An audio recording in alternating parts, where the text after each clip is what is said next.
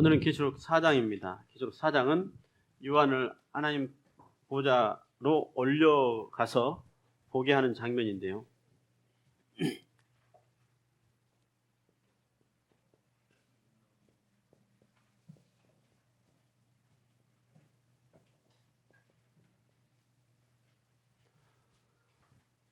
이거 다 연관성이 있습니다. 연관성이 있는데 1장은 예수 그리스도에 계시다 1장 1절부터 시작을 해요. 예수 그리스도에 계신데 하나님께서 그에게 주사 반드시 속히 될 일들을 종들에게 알게 하기 위해서, 목적은 이거예요. 예수님 그리스도의 계시, 요한계시록 계시를 하나님께서 예수님께 주셨고, 그것을 목적은 속히 되어질, 내용은 속히 되어질 일, 목적은 주의 종들에게 알게 하기 위해서 그래요. 그래서 천사를 보내서 그 천사를 그 종 요한에게 보내서 이것을 기록으로 남겨서 이야기를 한 내용입니다. 이 패턴이 1장에서 1장 1절부터 제시되면서 계시록의 목적, 수신자, 왜 기록해서 남겨야 되고, 왜 전달해야 되고, 누구에게 전달해야 되고, 그 계시에 예수 그리스도의 계시다라고 할 때 마지막에 속히 될 일이니까 예수님의 재림의 모습까지 전부 다 기록을 하면서 예수 그리스도의 계시를 받아서 기록을 해가지고 요한에게 7교회에 편지 써서 보내라 이거예요.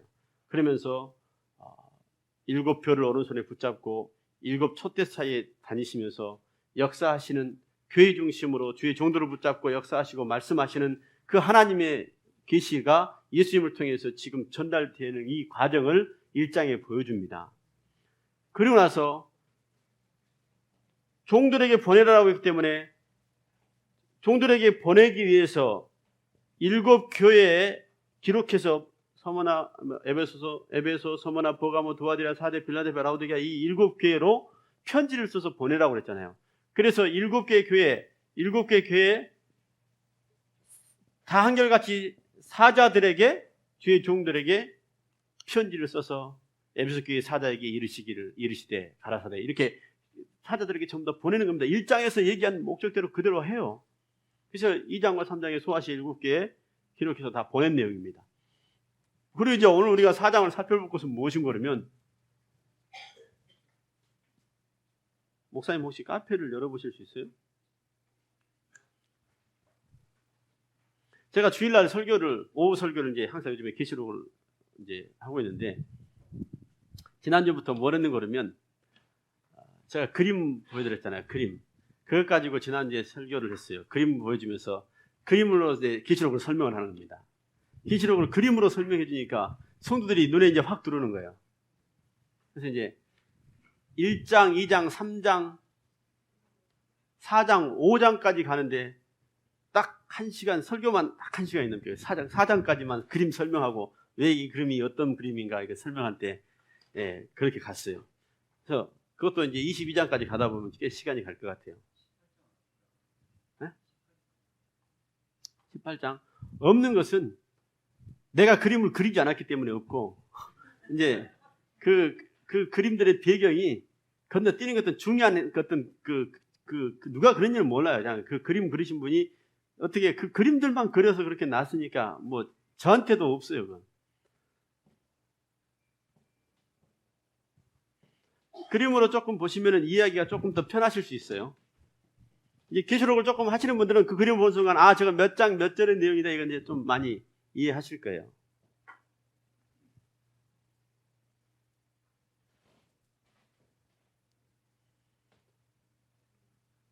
밑에 내려보시면 계시록 그림 자료 있을 거예요. 제일 위에 있는 공유실에. 정말로 그림 자료. 1장 제일 앞에 부분으로 한번 가보십시오.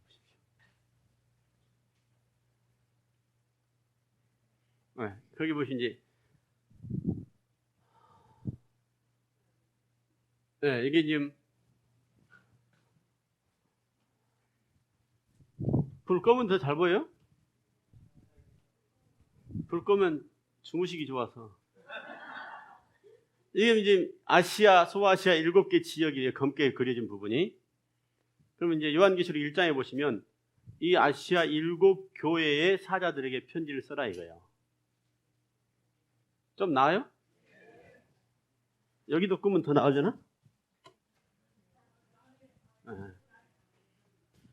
주무시면 불탄이 나갑니다. 이 아시아 7교회에 이게 지금 7자로 그림을 그려진 거예요. 7자로. 확대가 이게 되려나 모르겠어요.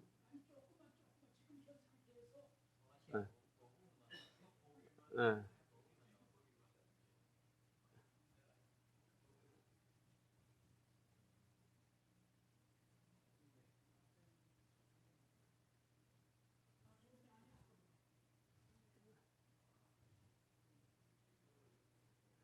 연세 있는 분들 때문에 좀 확대를 시킵니다. 여기 보시면 7자로 이렇게 돼 있어요. 그래서 네, 별자리가 7개 교회예요 지금. 하나, 둘, 셋, 넷, 다섯, 여섯, 7개. 네. 그래서 7개 교회, 모든 교회의 대표성을 들고 이 7자 무늬 형태로 이렇게 보낸 거 아니냐 이런 이야기도 있습니다. 이건 참고 사항이고 뭐. 그다음에 이제 아시아 지역이 소아시아 지역 7개 교회에 이제 종들한테 편지를 보낸 거예요. 편지를 보내서 이 7개 교회에 편지를 보내라 하시기로 이제 받아서 적은 것이 요한계시록이잖아요.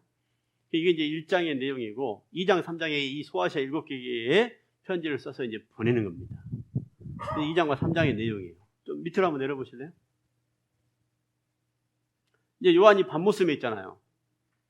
요한이 반모라고 하는 섬에 이제 갇혀서 유배를 당해서 그 전사님 어디 계세요?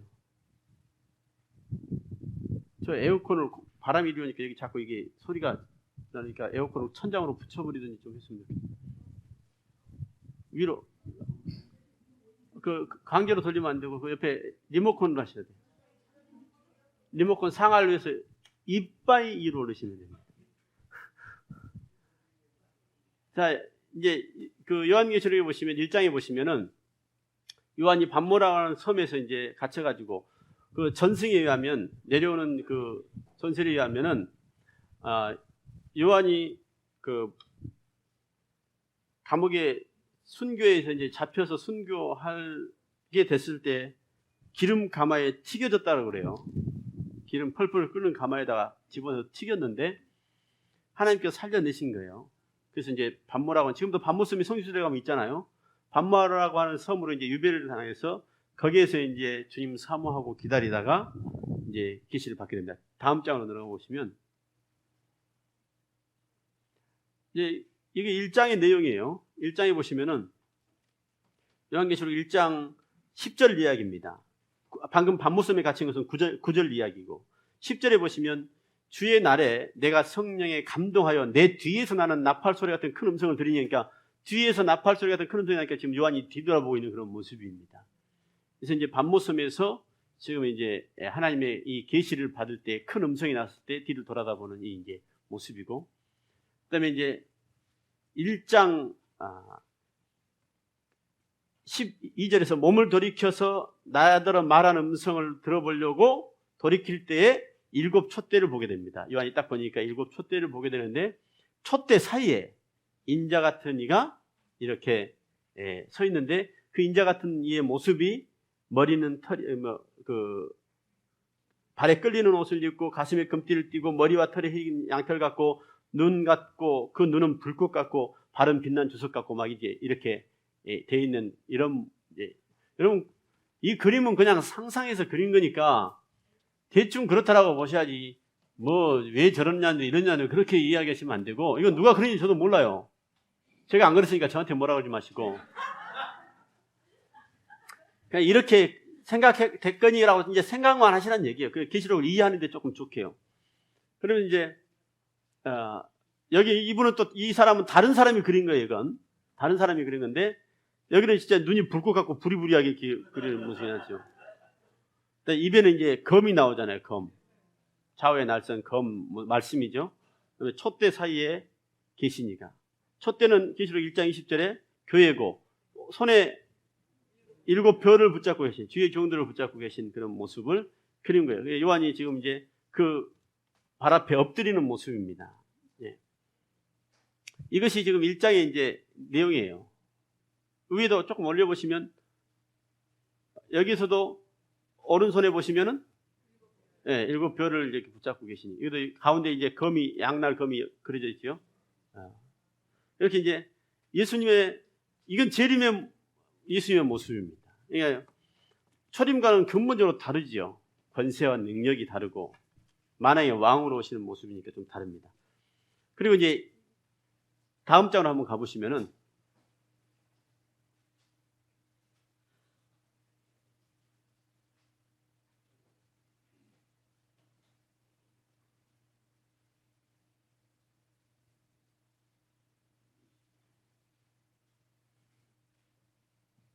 일단 오늘 4장까지는 봐야 될 것 같아요. 자, 4장을 보시면은 2장, 3장은 이제 아시아 7개의 편지 보낸 내용이니까 뭐 특별한 건 없고, 그 다음에 이제 여기 보시면 이것이 4장 1절에 보시면 이 일 후에 내가 보니 하늘에 열린 문이 있는데 내가 들은 바 처음 내게 말하기로 나팔소리 같은 큰 음성이 나서 이리로 올라오라. 이후에 마땅하니 될 일을 내가 보이라 해서 문이 열리고서 이리 올라오라는 소리를 지금 이제 그림을 그린 거예요.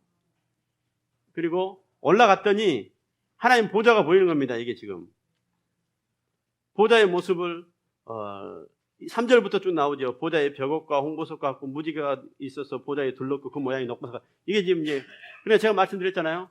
우리 교회로 오면 딱 오르면 딱 문을 열고 들어오는 순간 강대상부터 딱 볼 때 제일 빛나고 화려하게 이제 보좌가 딱 있으니까 열린 문을 열고 딱 들어갔더니 보좌가 딱 보이는데 이렇게 갔더라 그것은 요한이 설명을 할 수가 없다는 이야기예요. 자세히 설명이 안 되는 건 사람의 말로는 뭐라고 형용할 수가 없으니까. 근데 설명할 수 있는 길은 내가 기억하고 상대방이 기억해야만 설명이 되잖아요. 제가 어젯밤에 뭘 봤어요. 근데 본 것이 처음 본 거예요. 내가 일생에 태어나 처음 본 거예요. 그 처음 본 것을 우리 목사님이 설명을 하라는데 그 처음 본 것을 어떻게 설명하겠어요? 내가 설명할 수 있는 길은 딱 한 가지밖에 없죠. 그럼 뭔 그러면 처음 봤는데 꼭 이렇게 생긴 것 같더라 이거예요. 그러니까 전부 다 같더라 이거예요. 그것이 아니라 실제로 예를 들어서 내 생물이 하나는 사자 같고 그랬을 때 사자가 아니라 그 모습이 내가 보니까 동물의 모습 사자처럼 생겼더라고요. 사자같이. 그런 모습이니까 예를 들어서 인자 같으니 그러니까 예수님께서 초림의 모습이 아니라 완전히 재림의 모습이니까 요한이 봤을 때도 예수님의 모습을 초림 때 모습만 기억하고 있지 재림의 모습은 못 기억하잖아요. 그러니까 인자 같은 이가 서 있더라 이거예요. 그 다음에 뭐 같더라 자꾸 이렇게 표현할 수밖에 없어요. 그래서 이제 여기 지금 보좌에 지금 어른하게 하얗게 앉아 계신 하나님의 모습과 그 손에 지금 손 모양 비슷하게 있으면서 여기 지금 두루마리를 흐리하게 그려놨어요. 7인으로 봉한 두루마리라 이렇게 잡고 있고요. 그 다음에 이제 여기 보시면 7, 하나, 둘, 셋, 넷, 다섯, 여섯, 일곱. 여기 이제 7 등불로 기록됐고 이것이 7영이라고 묘사가 되기도 하고 이제 이렇게 되는 겁니다. 그 다음에 이제 그 보좌, 여기서는 이제 앞에다 이렇게 펼쳐놨습니다만 요 보좌 주변에가 바로 보좌에가 네 생물이 있더라. 이게 지금 요한계시록 4장 이야기입니다. 사는데 여기 보시면은 7절입니다. 이게 7절 내용에 보시면 내 첫째 생물은 사자 같고 둘째 생물은 송아지 같고 셋째 생물은 사람 같고 넷째 생물은 독수리 같고 이렇게. 근데 8절에 보시면 날개가 다 6개씩 있더라 그래요. 각각 날개가. 그러니까 날개가 위도 있고 아래도 있고 막 받치고 있고 막 이런 겁니다. 그리고 8절에 보시면은 10절에 보시면 24장로들이 보좌에 주변에 뺑 둘러서 24장로들이 보좌에 앉아 있는 모습. 그럼 밑으로 내려보십시오. 이제 그 뒤에는 이제 수천 만만의 천사들이 있고 이건 또 다른 사람이 그린 거예요. 하나님 보좌의 모습을 다른 사람이 그린 건데 여기 이제 하나님이 앉아 계시죠. 보좌에. 그다음에 이제 네 생물의 모습이 이렇게 사자 같고 뭐 같고 이렇게 이제 송아지 같고 뭐 이렇게 있고, 일곱 등불 모습을 이제 다른 데서는 촛대라고 이 묘사가 있기 때문에 이건 이제 촛대처럼 그려놨어요. 그다음에 이제 여기 이제 24 장로들이 뺑 둘러 앉아서 있는 거죠. 지금 이제 이 모습은 아까 위에는 장로들이 앉아 있었고 여기는 지금 이제 엎드려서 있잖아요. 엎드려 있는 것은 이게 지금 5장 내용입니다. 5장 내용인데, 저 4장 10절 이야기예요. 4장 10절 이야기인데, 24 장로들이 보좌에 앉으신 이들을 향해서 경배하면서 자기 면류관을 보좌에 던지는 이야기예요. 자기들이 쓰고 있던 면류관을 전부 다 보좌를 향해서 던지면서 엎드려서 지금 경배하는 내용입니다. 이것이 4장 10절 이야기예요. 그 다음에 내려보시면은, 이건 또 다른 사람이 그린 겁니다. 이제 보좌에 앉으신 이의 오른손에 7 인으로 인봉된 책이 있고, 그 다음에 네 생물들이 주변에 있고, 그 다음에 이제 7 아까 등불이 있고, 그 다음에 이제 24 장로들이 뺑 둘러 있는데 이제 이렇게 크게 이제 그려졌죠. 입체감으로. 면류관을 쓰고 있고, 이것이 지금 4장의 그림입니다. 내려보시면은, 아까 똑같은 얘기죠. 벗어서 면류관을 보좌에 앉으신 얘기 이제 던지는 모습. 그 다음에 내려보시면은 이것도 똑같은 이제 그림이고요. 이것이 이제 5장 내용입니다. 5장은 힘센 천사가 누가 이 7 인으로 인봉된 책을 누가 뗄 것이냐 이제 이 얘기하는 거예요. 이건 이제 뭐 다음 주에 할 것이니까 우선 나놓고, 이제 보좌에 어린 양이 뗄 것이다. 어린 양의 모습을 이제 여기다 그려놓고 이제 인봉된 책을 펼치는 그런 이제 모습을 보게 됩니다. 이 7 인으로 인봉된 책 그림이 이제 그려진 거고. 자, 이건 뭐 그렇게 이제 대응 보시고, 그런데 다음 것은 다음에 한번 보시죠. 이것 가지고 5장까지 하는데 설명해가면서 하니까 딱 1시간 한 5분 걸리더라고요. 딱 말씀만. 자, 4장을 이제 보시면은 뭐 그림 다 봤으니까 뭐 설명 안 해도 다 아시겠죠?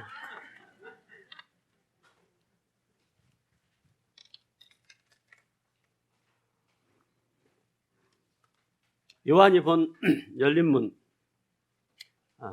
계시록을 전할 사명을 받은 요한에게 이제 바로 이제 이 내용입니다. 요한에게 종들에게 전달하기 위해서 종들의 대표인 당시에 요한에게 이것을 받아 천사를 통해서 받게끔 만드셨어요. 그래서 받아서 기록해서 아시아 7교회로 보내라 했기 때문에 7개 교회 사자들한테 보내면서 왜 이렇게 해라 저렇게 해라 이렇게 저렇게 회개해라 돌아와라 뭐 이렇게 쭉 이야기하는 것은 이 계시를 받아서 지금 아직까지는 계시가 될 일이 기록이 안 됐잖아요. 될 일이 아직은 기록이 안 됐어요. 근데 4장과 5장, 이제 2장과 3장에서 7개 교회에 먼저 이렇게 해라 저렇게 해라고 하는 것은 이 계시의 내용을 받아서 그대로 삶을 살기 위해서는 잘못된 부분을 수정하고 고치고 회개하고 돌아와라 이거예요. 그래야 계시를 받을 수 있는 그런 상태가 된다는, 자격의 상태가 된다는 것을 얘기합니다. 마지막 때 이런 교회의 모습들이 다 회개하고 돌아오라 기회를 주시는 것은 이 계시의 말씀을 받을 수 있는 그런 교회와 그런 종들이 되려면은 다 회개하고 돌아오고 열심을 내라 이거예요. 그래야 받을 수 있고, 이 4장에 들어가면서 교회들에게 보내라 했기 때문에 보내는 모습이고, 그 계시의 내용이 4장에 보면은 앞으로 될 일이 아직 안 나와 있어요. 7교회의 교회에게는 앞으로 될 일에 대해서 알려준 것이 아니에요. 그냥 잘못한 거예요. 현재 신앙의 상태가 잘못된 부분은 이렇게 해라라고 하는 그런 부분이지, 메시지지 될 일이 아직 기록이 안 돼요. 1절에부터는 반드시 속히 될 일을 기록해서 보내라고 했는데 아직 요한이 될 일을 못 받은 거예요. 그래서 될 일을 이제 4장에서 5장까지 보면은 속히 될 일이 어떻게 계시가 전달이 되는가라는 최초의 근원지부터 보여주는 거예요. 그러니까 1장의 내용에서는 계시록 전체가 다 함축적으로 되어 있습니다. 예수 그리스도의 계시인데 하나님께서 그에게 주셨다는 거예요. 그러니까 이 계시 전달 과정을 4장에서는 그대로 5장까지 보여줍니다. 하나님께서 예수님에게 계시를 전달하는 과정이 그대로 보여진 것이 4장과 5장의 내용이에요. 그래서 4장에 보시면은 이 계시를 전달하는 과정을 보여주려면 요한을 천상세계로 끌어올려야 보여주죠. 이것은 천상세계에서 지금 계시가 이루어지는 전달되는 내용이기 때문에 요한을 끌어올리지 않으면 안 되니까 5장에서 이 하늘 문을 열고서 요한에게 이리 올라오라 이거예요. 그래서 요한을 쫙 끌어올려서 이 보좌 앞으로 딱 열린 문을 통해서 딱 딱 들어가서 보니까 보좌가 쫙 보이더라 이거예요. 근데 너무나 밝으니까 뭐 벽옥 같고 홍보석 같고 녹보석 같고 무지개가 들려있고 막 이러더라 이거예요. 그러면서 이제 딱 보니까 7 등불이 있고 그다음에 4 생물이 이렇게 있고 하나는 사자 같고 하나는 송아지 같고 하나는 사람과도 같고 하나는 독수리 같더라. 이런 모습의 형체로 보이더란 얘기예요. 그리고 24장로들이 뺑 둘러 있으면서 그들이 내가 보니까 엎드려가지고 보좌에 앉으신 이를 향해서 면류관을 벗어서면서 그분에게 세세토록 영광을 돌리고 있더라 이거예요. 주변에는 막 수많은 천사들이 있더라. 이제 그것이 4장의 전체적인 내용입니다. 그런데 이제 그 4장은요 5장과 함께 한 장입니다. 한 장인데 이것은 4장은 하나님 보좌의 모습만 본 상태고 5장은 이 계시의 내용이 전달돼야 될 7인으로 인봉된 책으로부터 이제 들어가요. 이걸 전달하는 과정을 보여주기 위해서 요한을 끌어올렸기 때문에 아까 봤듯이 보좌에 앉으신 이 오른손에 있는 7인으로 인봉된 책에 이제 5장에 가서 초점이 딱 맞춰집니다.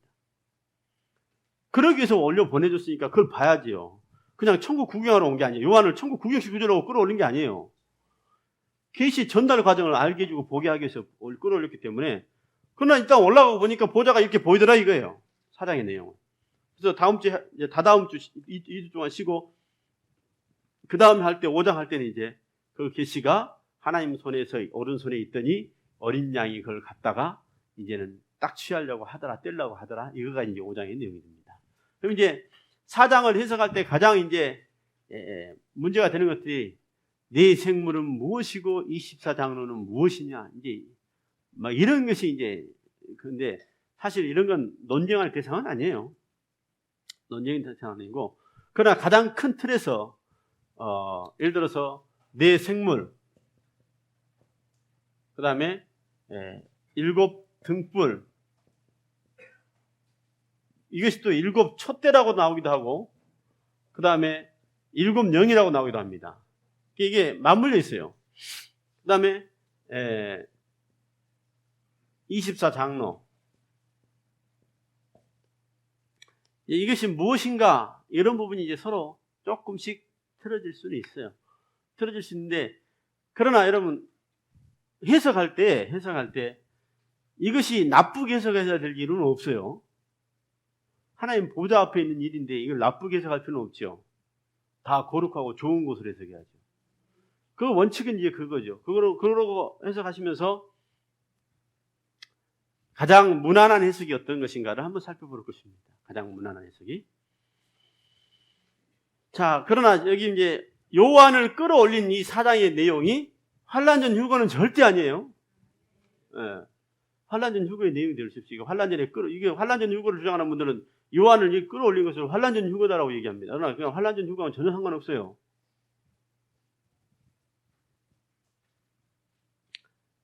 자, 거기 보면 뭐 하늘이 열린다 이런 내용은 여러분 다 읽어보시면 다 아는 내용이고, 적용 부분 제일 뒤에 부분에 보시면 사명 감당하기, 다음 장이 아니라 앞부분에 보시면 제일 오른쪽에 보시면 사명 감당하기 위해서 특히 우리 목회자들이 알아야 될 것은 무엇인 거냐면 하나님의 음성을 들으라 이거예요.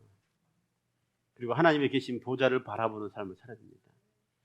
하나님께서 보고 듣고 알게 하고 깨닫게 하시는 것을 말하는 그런 사명을 저와 여러분은 가져야 돼요. 그러니까 우리 목회자는 절대 딴소리 하면 안 돼요. 딴소리 하면 안 되고 오직 하나님의 음성 듣기를 사모해야 됩니다.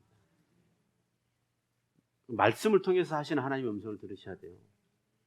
그 다음에 우리가 하나님 보좌 천국을 바라보지 않으면 성도들은 절대 천국 못 바라봅니다. 우리가 바라보지 않는데 어떻게 우리가 먹인 양식이 맨날 육적인 것에 초점 맞춰버리면 성도들은 절대 천국의 소망을 못 둬요. 그래서 아무리 여러분 성도가 뛰어나도 목회자 이상의 영적인 수준을 뛰어넘기는 어렵습니다. 그래서 저와 여러분이 뭘 보느냐에 따라서 성도도 똑같이 봐요. 목회자가 100% 보면은 성도는 잘 보면 90% 이하는 봐야 된다는 이야기예요.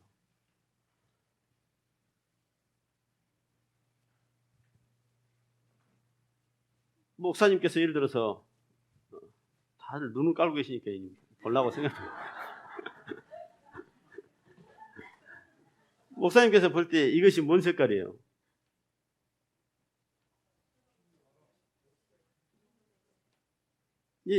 이걸 보고서 성도들한테 가서 설명을 한다고 얘기해 보십시오. 그러면 연두색도 있고 녹색도 있고 진녹색도 있고 그래요. 그럼 이걸 설명을 다 이제 똑같이 보고서 가서 설명하는 겁니다. 자기 성도들한테. 설명을 하실 때 내가 100% 보고 진짜 100% 봤잖아요. 본 그대로 보고서 이걸 얼마나 그대로 잘 전하느냐가 이제 목회자의 사명입니다. 그런데 여고 가서 보고 전해달라고 했더니 쓸데없이 딴 것만 가서 이제 보고는 딴 것만 얘기하는 거예요. 그러니까 목회자가 볼 때, 하나님께서 볼 때는 뭔 소리 하고 있냐 이거예요, 지금.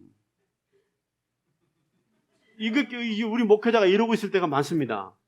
하나님께서 하라고, 그러니까 성경 본문 알려주면 딴 것만 신나게 얘기하고 성경에서 본문 얘기한 건 전혀 얘기 안 하고, 아까처럼 부활이나 이런 진짜 중요한 건 전혀 얘기 안 하고 예수 믿고 복 받아라 이런 것만 신나게 얘기하다가 가는 거예요. 근본적으로 하나님께서 하라는 건 안 하고 딴 것만 하는 것이죠. 그러니까 양떼들은 뭘 알겠어요? 그게 복이다라면 그게 최고인 줄 알죠. 자기 교회 목사님이 그게 복이라고 그러는데 그게 최고인 줄 알지 뭘 알겠어요? 목사가 노란 안경을 100% 노란 색깔을 100% 보고서 100% 노란색이면 양떼들은 다 노란색으로 전부 다 봅니다. 잘 보면 노란색을 보고 좀 못 보면 연한 노란색을 보는 것이죠. 그래서 좀 못 보면 노랑하고 다른 색깔하고 약간 섞여서 혼동스럽게 보기도 해요. 그러니까 목회자가 더 자세하게, 더 강하게, 더 열정적으로, 더 정확하게 전달해야 성도는 그나마 조금 더 잘 본다는 얘기예요. 그러니까 딴소리 하면 안 된다는 얘기예요.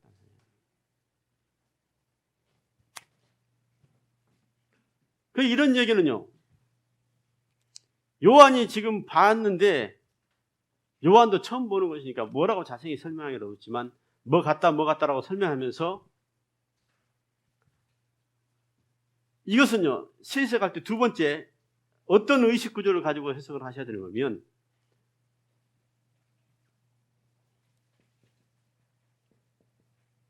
속성을 가지고도 설명을 하셔야 돼요. 속성.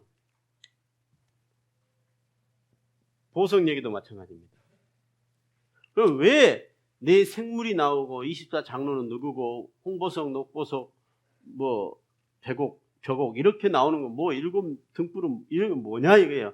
이것은 천국에 지금 하나님 보좌 앞에서 있는 그런 것들은 그것이 가지고 있는 그 안에 담겨져 있는 속성입니다.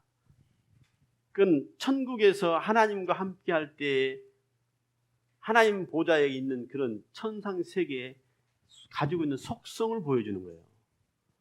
그러니까 예를 들어서 24장로면은 가장 무난한 해석이 모든 구원받은 성도들의 대표다 이렇게 보는 견해가 가장 이제 지배적인 견해입니다.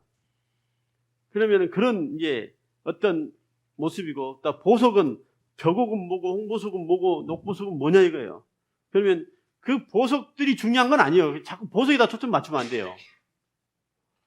요한이 지금 봤던 그 보석은 보석에다가 탐을 내고 보석에다가 소망을 두라고 보석을 보여준 게 아니잖아요.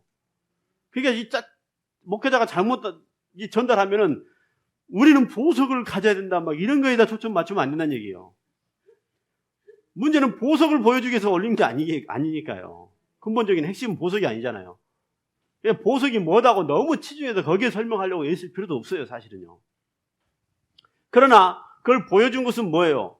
그 보석이 가지고 있는 속성을 우리들에게 제시하기 위한 거란 얘기예요. 그래서 그 보석이 가지고 있는 속성, 그다음에 내 생물이 가지고 있는 그 속성이 뭐냐는 얘기예요. 그런 것이 이제 해석상 여러 가지 견해되어 있으니까 한번 보자는 얘기입니다. 그러나 나쁜 해석이 나올 수가 없기 때문에 원칙적으로 다 좋은 의미이기 때문에 누가 정답이다 이건 없어요. 정답이다 이건 없기 때문에 좋은 속성, 가장 아름다운 것들만 취하면 됩니다. 사실 4장과 5장까지는 이게 무천년, 전천년, 역사적 전천년, 후천년, 별천년 다 해도 다 똑같은 의미예요. 4장과 5장의 내용은 전부 다 하나님 보좌 앞에서 일어날 일로 모든 신학자들이나 모든 사람들이 다 천국의 모습으로 이렇게 보는 견해가 지배적이기 때문에 그 해석에 대해서 특별히 문제 삼을 건 없어요. 그건 전천년 학자든 무천년 학자든 후천년 학자든 간에 이 4장과 5장의 이 하나님 보좌 앞의 세계는 굳이 나쁘게 해석할 게 없잖아요. 그러니까 다 해석들이 무난해요. 그냥 어느 해석이든지 간에. 그 해석 자체가 나쁜 해석이 나올 수가 없으니까요. 그래서 4장과 5장의 내용은 여러분이 생각했을 때 괜찮다, 좋다 그러면 취해도 주석을 가지고 있는 책들 보면 다 나쁘게 해석할 이유가 없기 때문에 다 좋게 되기 때문에 어느 것을 취해서 하더라도 큰 문제는 없다 이겁니다. 그래서 4장, 5장까지는 여러분이 조금 영적인 부분이나 상징성이나 이렇게 속성을 좀 살펴봐야 되기 때문에 조금 그럴 수 있어요. 이제 6장부터 들어가면 상황이 좀 달라집니다. 6장부터 들어가면 이제 본격적으로 이제 내용이 좀 달라지니까 그때까지 좀 진드거이 참고 계셔요.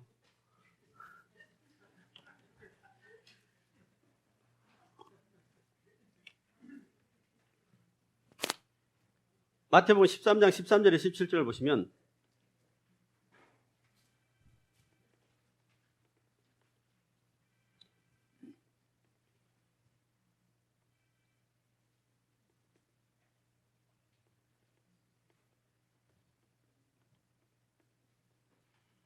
그러므로 내가 너희에게 비유로 말하기는 저희가 보아도 보지 못하며 들어도 듣지 못하며 깨닫지 못함이니라. 그러니까 이렇게 여러분 이걸 우리도 못 봤고 요한도 지금 이제 처음 본 건데 설명을 해놓은 건데 우리는 지금 설명을 듣고 누가 대충 그리는 그림을 보고서도 지금은 저게 뭘까 지금 이러고 보는 겁니다. 근데 이것은요 그냥 딱 단순하게 생각하셔서 천국에 있는 아름다움과 또 어떤 보호자의 권세와 능력과 엄미의 모습이랄지 또 뭐랄까 가장 찬란하고도 아름다운 모습이랄지 그런 모습을 제시해주고 보여주고 있기 때문에 거기에다가 너무 막 세세하게 왜 날개는 6개씩 달려있을까 막 이런 것에다가 너무 치중해가지고 해석하려고 애를 쓰지 말라는 얘기예요.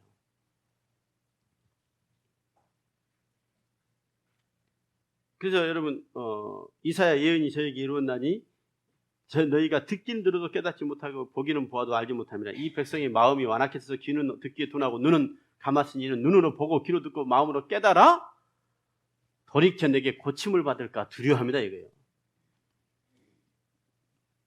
이러니까 오히려 듣기를 싫어하고 보기를 싫어한다는 이야기입니다. 그래서 여러분 종말론이나 계시록 하면은 목회자들이 귀를 닫아버리고 눈을 닫아버리는 이유가 그거예요. 자기도 나처럼 될까 겁나는 거예요. 저 목사 종말론 하네 계시록 하네 이런 목사 이런 소리 들을까 봐 겁나는 겁니다. 그래서 그렇게 고쳐질까 싶으니까 겁나니까 두려워하니까 보기는 보아도 보지 못하고 알긴 듣기는 들어도 듣지 못하고 마음으로 깨달아 돌이켜서 고침을 받을까 두려워하는 이유가 그래요. 잘못하면 이단 소리 들을 수 있으니까. 그러니까 계시록 한다 그러면은 오해하기 쉽고 계시록 한다 그러면은 안 올라오라고 그러잖아요. 여러분도 이제 제정신이 아닌 거예요. 이제. 여러분도 제정신이 아니고 이제는 오직 예수께 미쳐야 됩니다. 하나님께서 여기까지 몰아붙인 것은 여러분이 다시 오실 주님께 소망 두고 목숨 걸고 주님 외치고 증거하라고 여기까지 보내신 거예요. 그러니까 이제 알아서 하세요. 요한은 올라오는 음성 내용은 마땅히 될 일. 여러분 보시면 요한계시록 4장 1절을 보시면 제일 왼쪽에는 절수가 해당될 절수들이 있고 중간중간 나눠져 있습니다. 근데 절수는 제일 오른편에 보면 하늘에 열린 문 그다음에 1절 그러니까 1절 상황이 극한안에 설명되는 내용이니까 절수는 거기서 보고 찾으십시오. 내가 열린 문이 있는데 내가 들은 바 처음에 내게 말하던 나팔 소리 같은 그 음성이 가로되 이리로 올라오라 이후에 마땅히 될 일을 내게 보이라. 마땅히. 요한은 올라오는 음성이 올라오라는 목적이 뭐예요? 네. 그러니까 이건 휴거가 아니에요. 휴거를 올려가지고 앞으로 될 일 보여주려고 휴거시키는 게 아니거든요. 앞으로 될 일을 보여주기 위해서 올라오니까 속히 될 일을 1장 1절에서부터 반드시 속히 될 일이다라고 했기 때문에 그 속히 될 일, 반드시 될 일을 보여주기 위해서 올라오라고 하는 것이니까 이건 휴거가 아니에요. 목적은 요한에게 이 될 일을 보여주기 위한 공중에 올라오게 하는 모습입니다. 대부분 이것을 환상이라고도 보기도 하고 육체 이탈이라고 보는 견해도 있고 여러 가지 견해가 있습니다. 그러나 그건 역시도 중요한 거 아니에요. 그것 때문에 굉장히 의견을 분분하게 하지 마십시오. 하나님은 어떤 것인지 할 수 있습니다. 환상이라고도 봐도 상관없고 네.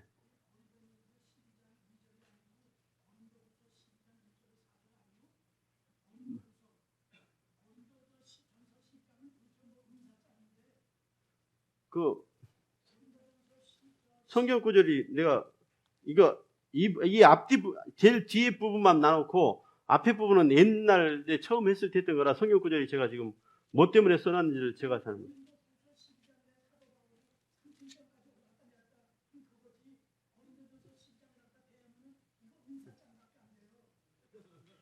그러면 맞을 거예요. 그러면 고린도 후서로 보십시오.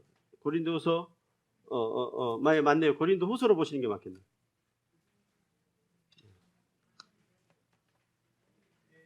네, 고린도 후서로 보시는 게 맞겠네요. 잘 지적해 주셨습니다. 감사합니다. 네. 자, 이제 마땅히 될 일을 보여주시기 위해서 이제 올려주시는 거죠. 그러니까 여러분 고린도후서 12장 1절의 4절 보시면 바울도 3층천으로 이렇게 올라오잖아요. 그러나 오늘날도 이렇게 천상세계를 보시는 분들이 많이 있어요. 이제 어떤 이렇게 환상이나 어떤 계시적인 차원에서 보신 분들이 있습니다. 여러분 그것은 그게 꼭 이제 그 자칫 잘못하면 뭔가 그러면 갔더니 누구는 있고 누구는 없더라 이런 것은 조심하셔야 돼요. 올라갔더니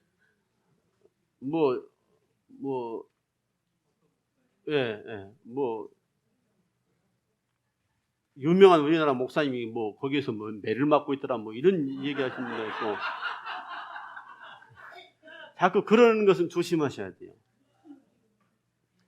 진짜 하나님께서 보여주시는 것은 예를 들어 천국과 지옥을 보여주시는 것도 앞으로 그렇게 될 것이라는 것을 보여주신 될 일들을 보여주시는 것으로 보셔야지 과거의 것을 보여주는 것은 의미가 없잖아요. 예를 들어서 부자와 나사로 비유도 과거의 일이 아니잖아요. 앞으로 그들의 모습이 그럴 수 있다는 것을 보여주기 위해서 제시하는 겁니다. 계시록도 마찬가지고 이 바울을 천사세에 끌어올린 것도 마찬가지고 그러면 내가 천국을 갔다 왔네 내가 지옥을 갔다 왔는데 자꾸 과거적인 모습으로 봐버리면 안 돼요. 그러면 천국을 봤다 지옥을 봤다 그러면 앞으로 천국 가면 얼마나 좋은 것인가를 설명하기 위해서 보여준 것으로 봐야 되고 앞으로 지옥 가면 안 된다는 것을 보여주시기 위해서 보신 것이지 거기 갔더니 어떤 목사님은 없고 지옥 갔더니 그 목사님에서 신나게 막 소리 지르면서 비명 지르고 있더라 이런 식의 계시가 되면 안 돼요. 그것은 조심하셔야 됩니다. 그런 사람 볼 때마다 좀 두려워요. 박 목사는 거기 없더라 이렇게 나올까 싶으니까.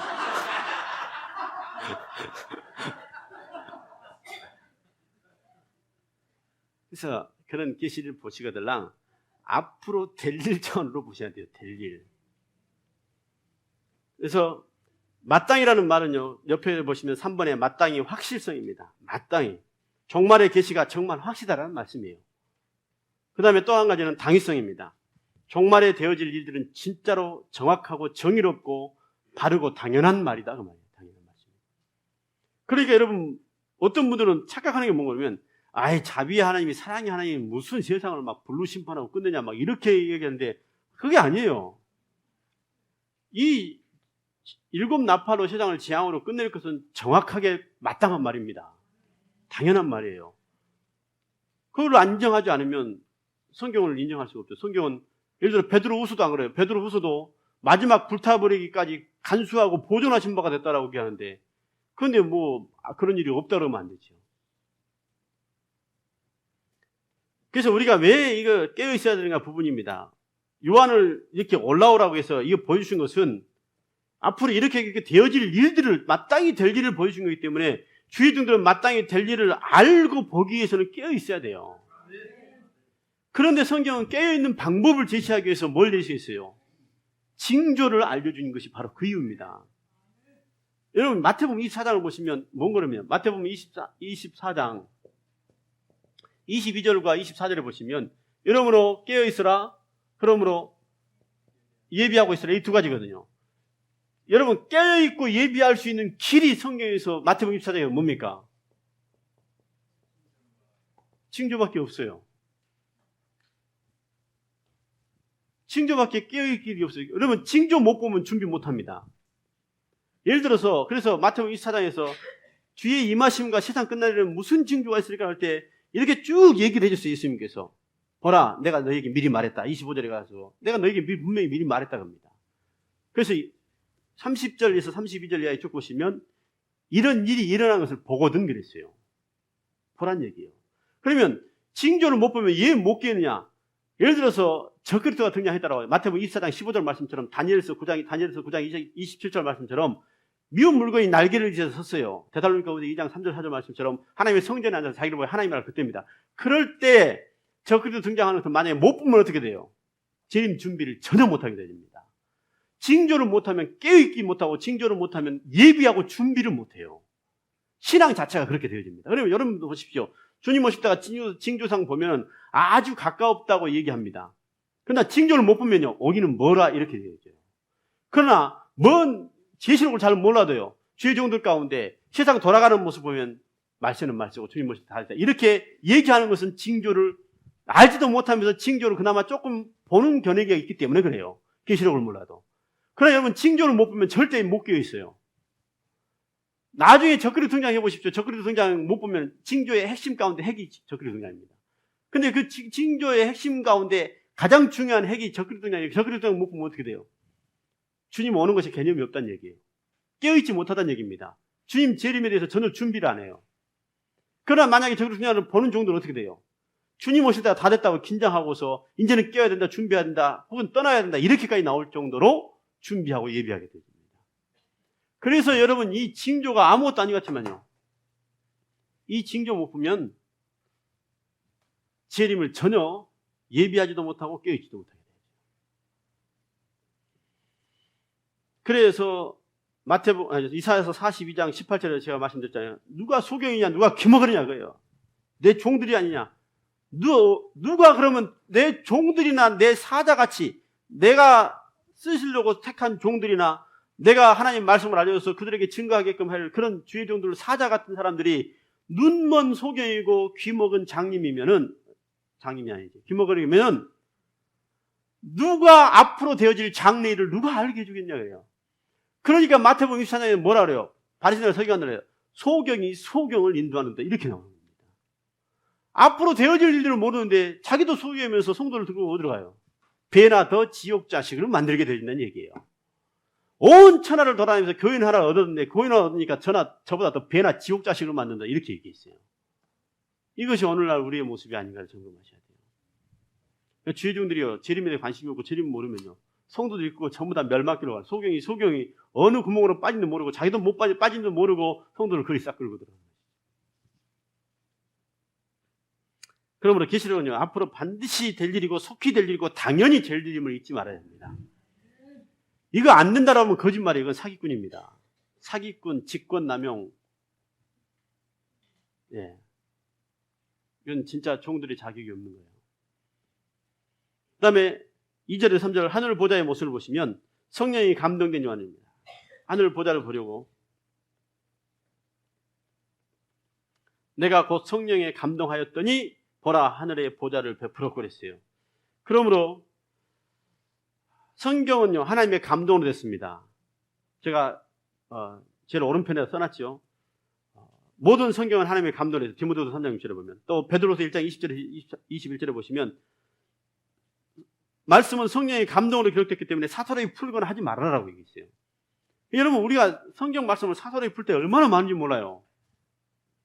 성경을 우리 목적을 이루거나 뭔 수단을 이루기 위해서 사설하게 풀어볼 때가 많습니다. 그러니까 교회 성경 건축하려면 막 학교에서 끌어다가 막 우리 교회 성전을 해서 막 이제 막 적용을 시킬 때도 많고 물론 해도 괜찮은 말씀입니다. 그런데 어떤 우리의 목적을 이루기 위해서 성경을 막 사설에 막 끌어와 볼 때가 얼마나 많은지 모릅니다. 그래서 저와 여러분이 재림신앙, 신부된 성도의 신앙을 위해서 목회자는 항상 성령의 감동으로 살아야 돼요. 성령의 감동으로. 저희가 이제 교회 이제 토요일부터 부목사가 한 사람이 이제 올 것 같은데, 작년 우리 노예에서 이제 있었어요. 노예에서 있었는데, 제가 작년에 딱 노예에서 이렇게 보면서 몇 번을 봤어요. 강도사 때 했는데.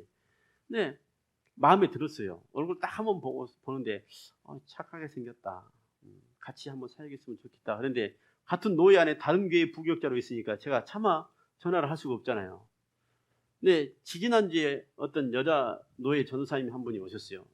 한두 달 전부터 왔다 갔고, 한 2주 전부터 왔다 가면서 저한테, 목사님, 우리 교회에서 전도사를 한번 사역을 한번 해보겠습니다. 노예 때 우리가 이제 전도사 교육을, 이제 제가 교육부장으로 노예 있으니까, 이제 전도사 그 교육을 했었거든요. 부교육자 교육을 하고. 근데 이제 그때 우리 교회를 한두 번 왔다 가면서 자꾸 우리 교회가 생각이 나가지고, 기도가 자꾸 되더라는 거예요. 그래서 저는 잘 못 봐요. 저는 너무나 이 말씀에 매여 있으니까 저는 뭐 다른 것을 잘 못 보는데, 저를 위해 기도하시는 분들이 좌우간 저에 대해서 많이 본대요. 뭐 한상을 보고 뭘 보고 많이 본대요. 한두 분이 아니에요. 그렇게 저한테 얘기해 주시는 분들이.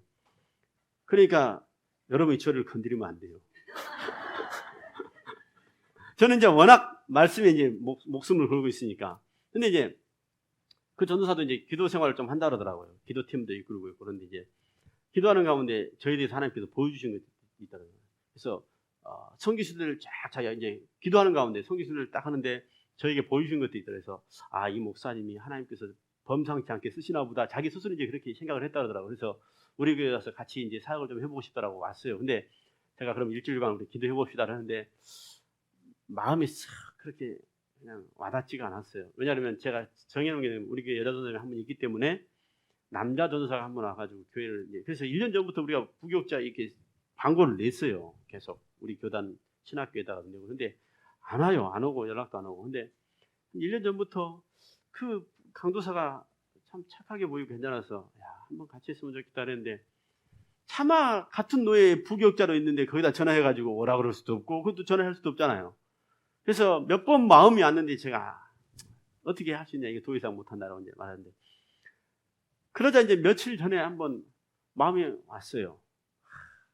그래서 그 강도사가 생각이 나는데, 이제 작년에 올 초인가 언젠가 목사 안수를 받았어요. 부목사로 거기 교회.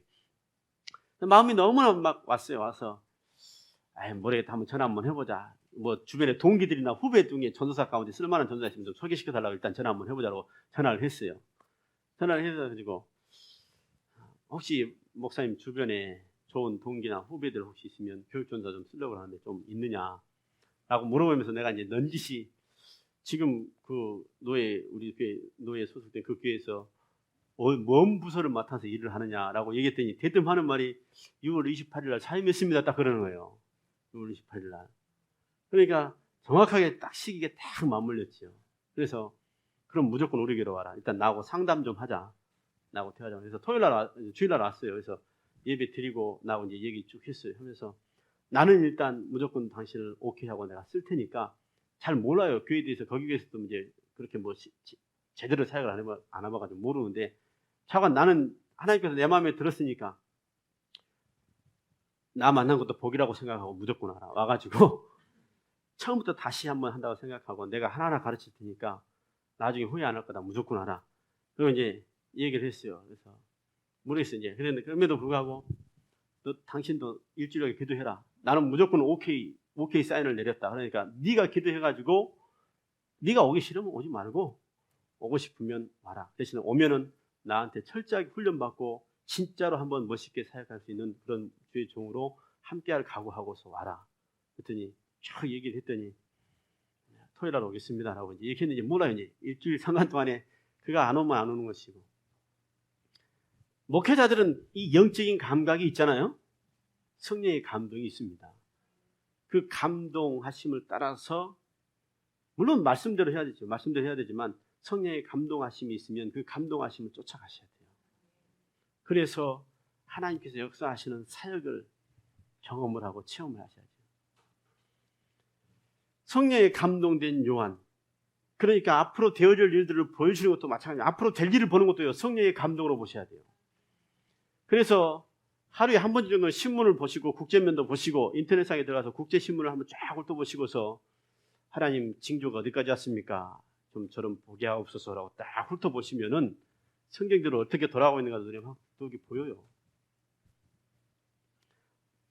누가 뭐해서 돈 벌었네 이런 거에 여러분 눈 부라리고 뜨지 마시고, 성경의 말씀대로 세상에 들어가는 것을 볼 수 있는 이런 성령의 감동을 우리가 가져야 됩니다. 그리고 우리가 성령의 감동하심이 없으면 우리는 목회를 뭔 질문을 하겠어요? 다 육적인 것밖에 못하죠. 그래서 항상 신부된 성도로서 무장되기 위해서도 여러분 성령의 감동이 없으면 안 돼요. 그 다음에 요한이 본 하늘 보좌의 모습입니다. 중앙에 계신 보좌에 앉으신 하나님. 예, 모든 것이 중앙입니다. 하나님 보좌의 중심이죠. 그 나머지 설명들을 한번 읽어보시고, 모든 신앙의 중심은 하나님 중심입니다. 구약의 성막 성전 중심으로 이스라엘 백성이 삽니다. 성막 성전이 천막이고 건물로 나중에 성전 짓습니다만은 그 건물이 중요한 게 아니고 천막이 중요한 게 아니죠. 그 안에는 하나님이 임재하기 때문에 그게 중요한 요소입니다. 그것처럼 신약에는 교회 중심이에요. 왜? 여러분 거기 마태복음 18장 20절에 보면 두세 사람이 내 이름으로 모인 곳에 내가 함께 하겠다고 했기 때문에 주님의 이름으로 주의 백성들이 모인 곳에 주님은 함께 임재합니다. 그래서 구약에는 성막 성전 중심이나 신약에는 교회 중심이에요. 그래서 요한복음 15장에 보시면 아버지는 농부요 나는 포도나무요 너희는 가지다 그러면서 5절에서인가 보면 15장 5절에서인가 보면 뭐라 합니까? 너희가 나를 떠나서는 아무것도 할 수 없느니라. 우리가 예수님 중심, 하나님 중심 물론 마찬가지입니다만은 하나님 중심, 말씀 중심, 교회 중심이 아니고는 절대 신앙생활을 제대로 할 수 없습니다. 그래서 여러분 우리가 세상 중심으로 살지 말아야 되기 때문에 하나님 중심, 말씀 중심, 교회 중심으로 살아야 돼요. 그것이 우리로 하여금 하나님 보좌를 향하는 삶을 사는 겁니다. 그것이 우리가 천국을 향하는 삶이에요. 세상 중심이 되면 야고보서 3장 15절에 세상적이요 정욕적이요 마귀적입니다. 이건 하나예요. 그러니까 요한일서 2장 16절에 이 세상에 있는 모든 것이 육신의 정욕, 안목의 정욕, 이생의 자랑거려요. 그러면서 17절에 이 세상 형적은 다 지나간다. 그러니까 이런 것에 빠져가지고 세상적 정신적 마귀적인 것에 걸려들어가지고 그렇게 인생하지 말아요. 그러면서 야고보서 4장 4절에서 세상과 버타는 것이 하나님과 원수가 되는 것을 알지 못하느냐. 그러므로 저와 여러분이 세상 중심이 되어지면 그때부터는 성도들 전부 다 멸망으로 끌고 가는 거예요. 소경이 소경을 끌고 가는 거예요. 마귀에게 걸려들어가지고 성도들 다 끌고 가는 겁니다. 그래서 하나님 중심으로 돌아가셔야 돼요. 하나님 하늘 보좌 중심으로. 그러기 위해서 우리가 하나님 중심, 말씀 중심, 교회 중심으로 돌아가야 됩니다. 그 다음에 앉으신 이의 모양을 보니까 벽옥과 같고 홍보석과 같고 녹보석과 같다 그랬어요. 벽옥이 가지고 있는 것은 뭐 거룩, 선결, 순결, 보좌에 앉으신 이의 모습입니다. 하나님의 모습이니까 거룩하신 하나님, 성결의 하나님, 또 홍보석은 붉은색 예수 그리스도의 보혈의 피의 색깔이기 때문에 사랑의 하나님 모습이기도 하지만 또 피가 두 모습이잖아요.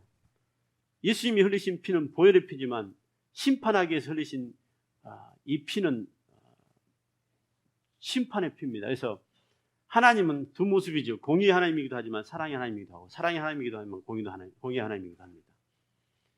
어느 한 부분만을 여러분 집착하시면 안 돼요. 그래서 공의로우신 하나님은 사랑할 자를 하나님께 사랑할 자는 사랑합니다. 그러나 심판할 자는 심판하는. 그래서 그 노우어 목사님은 그렇게 썼더라고요. 너무 지나치게 해석은 금물이다. 금물이다. 하나님 속성 차원의 해석이니까 무난하게 해석하는 것이 제일 좋습니다. 대제사장의 가슴에 흉패에 붙어있던 이 보석들 모습과 계시록 21장에 나오는 새 예루살렘, 하늘에서 내려오는 새 예루살렘 성의 성벽의 기초석이 전부 다 이런 보석으로 똑같이 되어 있습니다. 그렇기 때문에 이건 좋은 의미들이에요. 나쁜 의미로 해석할 이유는 아무것도 없습니다. 그 다음에 녹보석은 무지개가 두른 색깔로 보였어요. 그래서 녹색은 생명을 상징하기도 하고 뭐 이렇게 따라가고, 여러분 여러 가지로 주석을 찾아보시면 참고해요. 여러분 다 좋은 곳으로 해석하기 때문에 그거를 다 500명의 주석가들을 다 끄집어다가 4장 5장을 다 설명해도, 다 좋은 것을 설명해도 여러분 하늘 보좌에 대해서 다 설명하기는 불가능합니다. 그 정도로 하늘 보좌의 모습은 아름답고 영광스럽고 위엄과 권세가 있고 상상할 수 없고 평할 수 없고 말을 함부로 하기도 표현하기가 어려운 것이란 이야기예요. 그래서 여러분이 아무리 좋게 얘기해도 그것에 대한 설명을 다 하기는 어렵습니다. 최고의 최상의 용어를 가지고 최고로 아름답게 여러분 우리의 말로 극찬을 해도 그것에 대해서는 여러분 다 얘기가 불가능하다는 얘기예요. 그 정도로. 그러니까 여러분 바울이 3층천을 딱 갖다 와서 뭐라 합니까? 바울이 말이 제일 정확해요. 가히 사람의 말로는 이르기 못하겠더라 이거예요. 뭘 말을 할 수가 있어요. 사람의 말로 아무리 아름답다고, 우리가 우주 만물을 보고 이 자연 세계를 봐도 야 아름답다 아름답다 그렇게 얘기하지만 그 아름다운 최고의 것들을 다 끌어모아서 그 세계를 설명해도 여러분 거기 세계를 설명하기 어렵습니다. 그래서 4장 5장을 설명할 때는 좋은 것 다 끄집어다가 설명해도 설명이 잘 안 되니까 좋은 것으로 설명을 다 해도 괜찮다는 이야기입니다. 그 다음에 보좌의 주변의 모습입니다. 이제 이게 24장로들이 누구냐? 구원받은 성도들이다라고 대부분 다 봅니다. 24는 뭐냐? 구약의 12지파, 신약의 12사도. 그래서 구원받은 성도의 예표성으로 보는 견해가 지극히 제일 많습니다. 그래서 제일 무난한 해석이 되죠. 구원받은 모든 성도들의 대표라고 하는 그 견해가.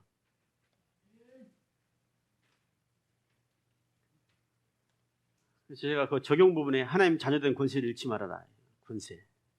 하나님 자녀된 권세를 잃지 말아라.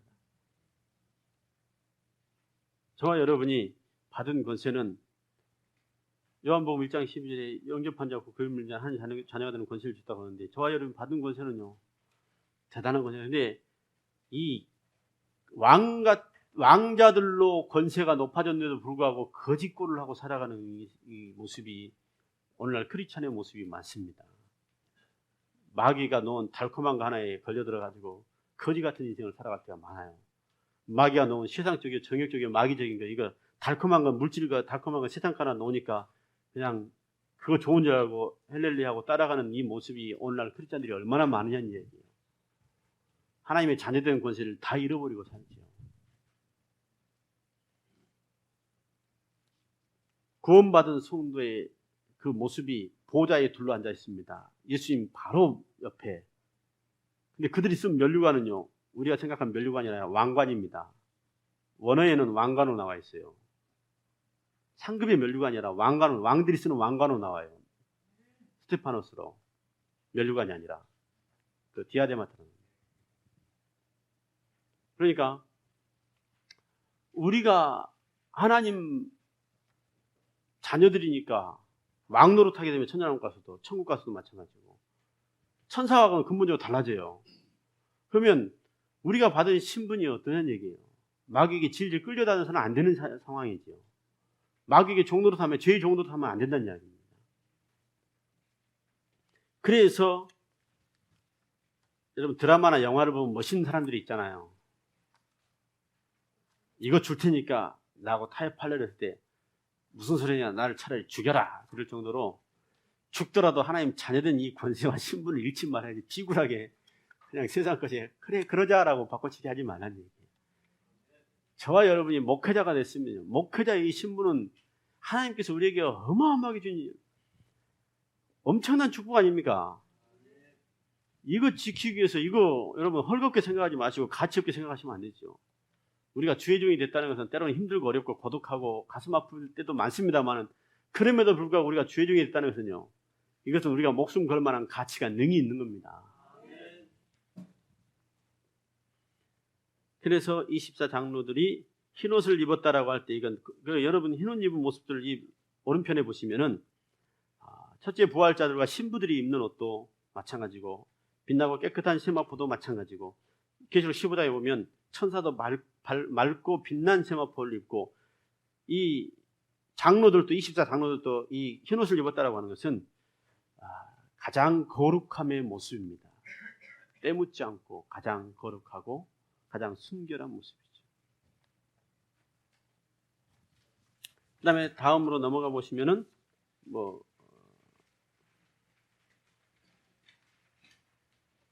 거기 제가 스테파노스라고 잘못 쓴 것 같아요. 왕가는 면류관은 네.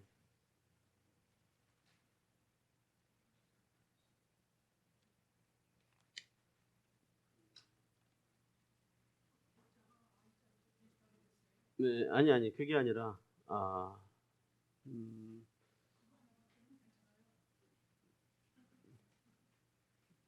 제가 이거 다음 주에 다시 한번 제가 원어를 보고 올게요. 제가 약간 잠깐 마지막 부분을 보십시오. 세상 영광과 바꾸지 말라는 겁니다. 세상 영광. 우리가 지금 좀 초라해 보이고 고난이고 고통이지만 우리가 받을 장차 영광과는 좋게 비교할 수 없는 거다. 로마서 바울이 얘기했던 것처럼 우리가 지금 이 세상에서 비록 힘들고 어렵게 목회를 한다고 할지라도요, 우리가 받은 이 고난이 우리가 장차 받을 영광에 비하면 아무것도 아닙니다. 그래서 저와 여러분이 어떤 일이 있어도 저와 여러분이 받은 이것은요, 지키셔야 돼요. 육적인 것 때문에 이거 포기해서는 안 됩니다. 너무나 감사한 것은 그래도 여기 세미나에 오셔서 목회를 접고 싶고 포기하고 싶고 막 그랬는데 이제는 힘으로도 다시 하겠습니다라는 이런 글들이 올라올 때 볼 때 저는 누구신지를 잘 모르는데도 그런 얘기 들을 때마다 참 감사해요. 야, 감사하다. 나 같은 이 부족한 종 때문에 그래도 그렇게 다시 힘을 얻고 용기를 얻었다니까 감사하다. 물론 제 힘이 아니라 하나님의 말씀입니다만은 우리가 어떤 일이 있어도요, 어떤 일이 있어도 주의 종이라고 하는 이 신분과 이 직분과 이 가장 고상한 명예입니다. 이것은 우리가 세상 어떤 것과도 바꿀 수 없는 가장 가치 있는 삶을 사는 거라고 생각하시고요. 주님 앞에 갔을 때 인정받을 겁니다. 그러니까 끝까지 귀한 사명 잘 감당하시기를 축원합니다. 보좌업 7등불, 7등불은 7영이라고도 묘사가 됩니다. 성령을 의미하는 모습으로 제가 본다라고 말씀을 드린 것은 스가랴서나 여러 성경에 보시면은 또 계시록 1장에 보시면 4절 5절 같은 데 보시면 죽도의 내용이기 때문에 천사가 들어가기는 좀 어렵다. 그래서 성령으로 보는 것이 좀 가장 좋을 것 같다. 이렇게 말씀을 드렸어요. 그래서 성령님은 왜 등불로 이렇게 묘사하느냐? 성령님은 우리를 말씀대로 인도하는 역할을 합니다. 그래서 요한복음 같은 데 보면은 보혜사 성령, 내가 가면 더 좋은 보혜사를 보낼 때 그가 장래일을 알게 하고 그리고 내가 너에게 가르친 것을 다 깨닫게 하고 알게 할 것이다 이겁니다. 그래서 여러분, 저와 여러분이 만약에 성령이 없으면 이 말씀은 절대 못 깨닫습니다. 왜냐하면 성령의 감동으로 그렇기 때문에 성경 자체가요, 성령과 말씀은 절대 뗄래야 뗄 수 없어요. 성경이, 말씀이 성령의 감동으로 기록됐어요. 그렇기 때문에 성경은 절대 말씀을 떠나서는 역사를 안 합니다. 성령은 말씀으로 우리를 깨닫게 하고 말씀으로 인도해요. 성경은 성령 받은 사람들에게 있어서 삶의 표본이고 신앙의 잣대고 기준입니다. 그래서 뗄래야 뗄 수 없는데, 그래서 이것을 당해서 등불로 묘사합니다. 성경 말씀대로 살도록 우리를 깨닫게 하고 그 말씀대로 살아가도록 우리를 인도하는 역할을 하기 때문에 등불이라고 묘사해요. 그래서 이 열천의 비유 가운데 등과 기름을 가지고서 등불을 켠다는 것도 다 말씀하고 성령에 대한 표현입니다. 그리고 베드로 후서에서도 예언의 말씀이라고 할 때 다 동일합니다.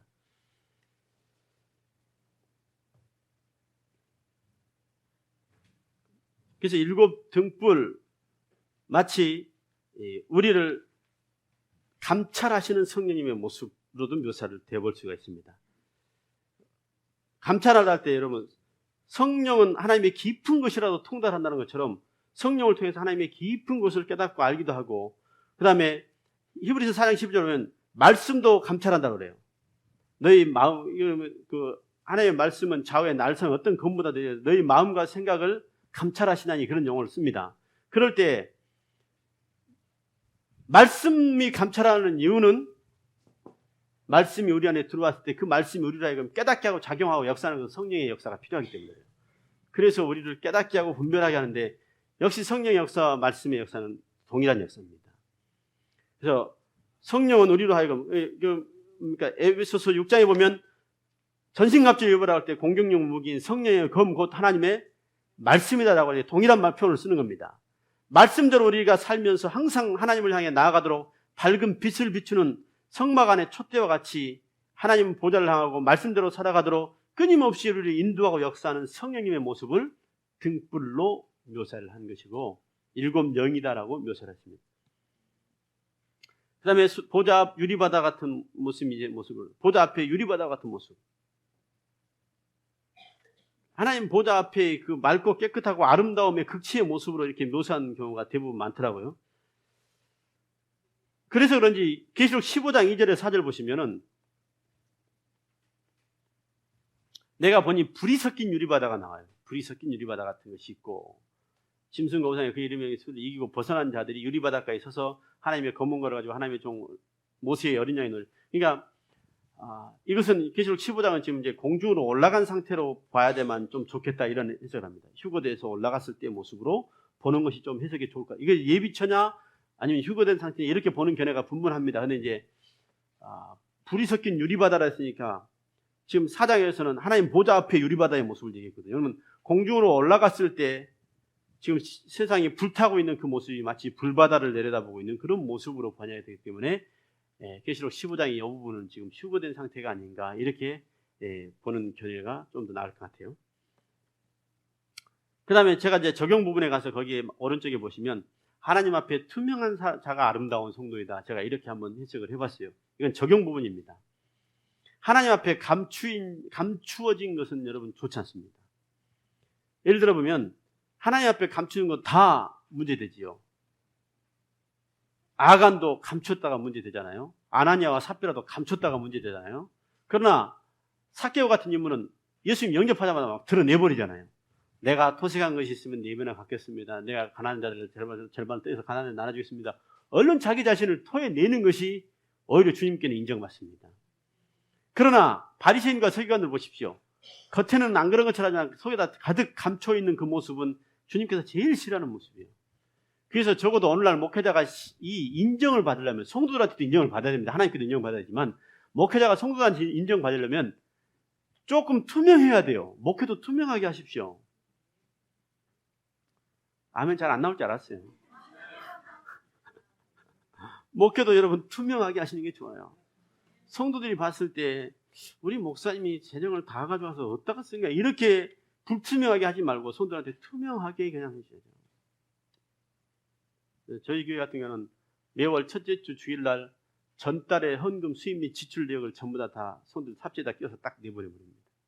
지난달 수입 얼마, 지출 얼마, 수입 항목 11조 얼마, 뭐 얼마, 지출 뭐 얼마 해가지고 주보에 삽지에 딱 매월 첫째 주 전주의 것을 딱 통계내가지고 그냥 삽지로 딱 돌려버려요. 재직해도 안 하고 그런 거 할 필요도 없어요. 다 이렇게 썼구나, 이만큼 들어왔고 이렇게 썼구나, 질문할 것도 없죠. 나간 거 그 항목이 다 나와 있습니다. 그래서 목회도 좀 하나님 앞에 투명하게 하시도록, 목회자가 막 뭔가 감추려고 하면은, 그러면 성도들도 알아요. 성도들도 여러분 아무리 모르는 것 같아요. 성도들도 영적인 사람들인데 뭘 모르겠어요. 그러니까 목회도 하실 때 감추려고 하지 말고 항상 오픈하시고 열어놓으시는 것이 편합니다. 아멘 안 하실 줄 알았습니다. 보좌 앞 주위의 네 생물, 이 네 생물도 사자, 송아지, 사람, 독수리 같다라고 했을 때 그들의 속성이, 사자는 용맹스럽고 강함, 송아지는 충성하고 헌신하고 희생하는 모습, 사람은 지혜가 있고 인격성이 있고, 독수리는 두루 빠르게 날아다니고 신속한 모습, 이것이 대부분 가장 이 네 생물의 가장 중요하게 가장 무난한 해석은 네 생물은 영적 존재들의 대표성을 띠고 있습니다. 그래서 이것을 다른 성경 같은 데는 에스겔서나 에스겔서 1장 4절 이하에서 10장 20절 이하에 보면 똑같이 네 생물에 대해서 똑같이 나와요. 이 계시록하고 똑같이. 네 생물의 모습도 똑같습니다. 똑같은데 그런 모습들을 보면은 이게 천사들로 나와요. 그룹 스랍들을. 천사들로. 그러면 이 하나님 보좌 앞에 네 생물은 이 천사와 같은 영적 세계의 존재들의 대표성을 띠고 있는 것들로 보는 견해가 가장 무난한 견해예요. 그럼 왜 이렇게 모습이 나타나느냐? 그들이 가지고 있는 속성입니다. 그게.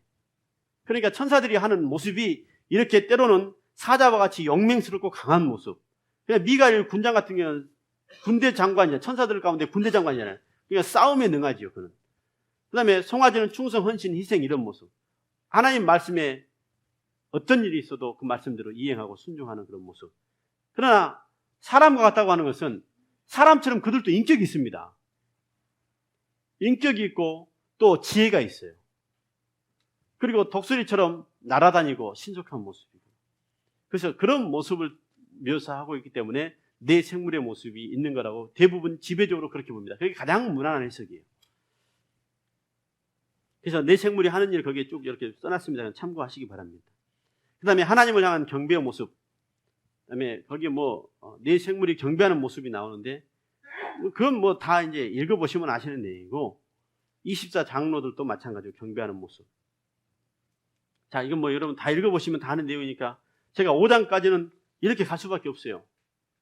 천상세계에 대해서 뭐라고 제가 자세히 설명한다고 해서 그걸 100% 맞다는 보장이 없기 때문에 이렇게 5장까지는 이렇게 갑니다. 5장까지 이렇게 하고 이제 6장부터 본격적으로 되어질 일들에 대해서 들어갈 거니까 그렇게 이해를 해주시라고 제가 지난주부터 누누이 말씀을 드린 겁니다.